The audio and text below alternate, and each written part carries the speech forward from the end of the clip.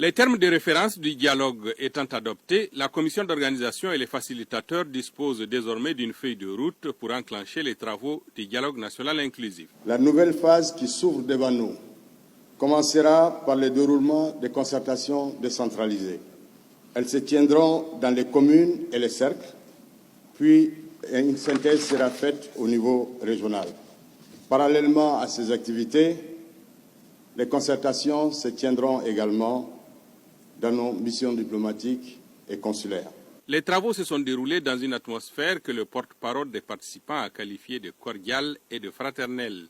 Ils ont été caractérisés par une totale liberté d'expression et ont débouché sur d'importantes recommandations. La question du chronogramme a été évoquée avec insistance, qui devrait être publiée avec une communication musclée autour de toutes les phases du processus du dialogue national inclusif.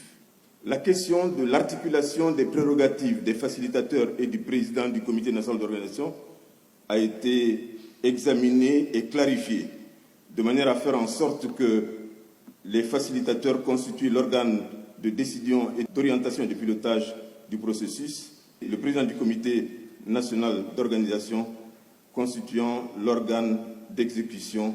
La question de la diaspora a fait l'objet d'une réflexion approfondie en mettant l'accent sur l'importance et la place des Maliens établis à l'extérieur dans tout le processus de développement de notre pays.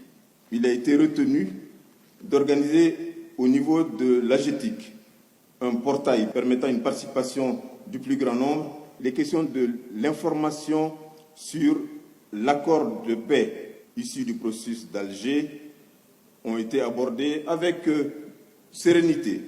Ce sont des questions sur lesquelles il a été convenu d'ouvrir le débat, de même que sur les questions des réformes institutionnelles. Normal donc que le triumvirat rende hommage à tous ces beaux mondes, participants et organisateurs compris. Et facilitateurs adressent leurs vifs remerciements aux participants de l'atelier de validation pour leur assiduité, leur contribution et leur disponibilité. Une mention spéciale est adressée à Messieurs les gouverneurs de région, aux autorités intérimaires, aux présidents des conseils régionaux, pour leur participation et leur contribution de première importance. Ils expriment leur respectueuse gratitude à Monsieur le Président de la République, chef de l'État, Son Excellence Monsieur Ibrahim Boubacar Keïta, pour sa vision et son engagement en faveur du dialogue national inclusif tant attendu par le peuple malien. Ils expriment aussi leur reconnaissance à Monsieur le Premier ministre, chef du gouvernement, ministre de l'économie et des finances, le docteur Boubou Cissé, pour sa disponibilité, sa compréhension et son accompagnement. Ils apprécient à sa juste valeur la présence des chefs de mission diplomatiques et des organisations internationales. L'État sera à la disposition de tous et s'engage à respecter la liberté d'expression tout au long du processus. La participation à un processus politique est un droit constitutionnel pour tout citoyen. J'encourage donc chaque citoyen et chaque citoyenne à faire usage de ce droit, un droit durement acquis par le sang des martyrs de l'indépendance et ceux du mouvement démocratique.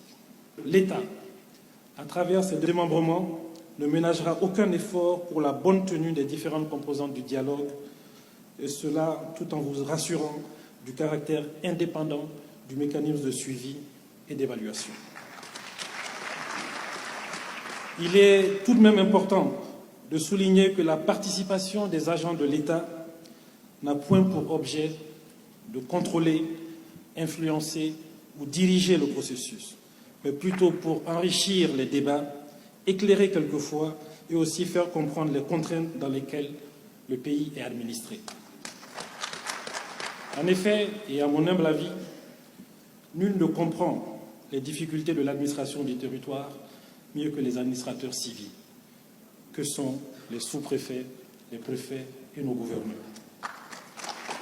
Nul ne comprend, mesdames et messieurs, les questions de sécurité et de défense mieux que le commandant de zone ou de région militaire qui a été soldat de rang, qui a combattu et qui a perdu des hommes sur le champ de l'honneur.